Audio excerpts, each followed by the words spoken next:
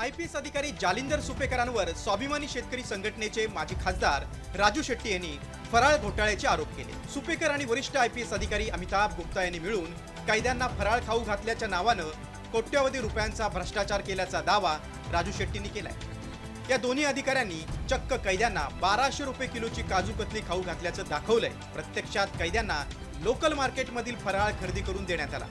दिवाळीला जी काही खरेदी केली गेली ती खरेदी कैद्यांना मिठाई देण्यासाठी म्हणून आणि काजू कतली 1200 रुपये किलोनं खरेदी केली। हा जो घोटाळा याची चौकशी करा म्हणून 3-4 महिने झालं मी मागं लागलो। राज्याच्या गृह सचिवांना पत्र लिहिलं, राज्याच्या मुख्यमंत्र्यांना पत्र लिहिलं। तर सुपेकरांनी या आरोपांचं खंडन केलंय। दिवाळी फराळ खरेदी प्रक्रिया शासन नियमानुसारच केल्याचं स्पष्टीकरण दिलंय। मात्र या नव्या आरोपांमुळे सुपेकरांच्या अडचणीत वाढ होण्याची शक्यता आहे। विनोद पाटीलसह ब्युरो रिपोर्ट, साम टीव्ही।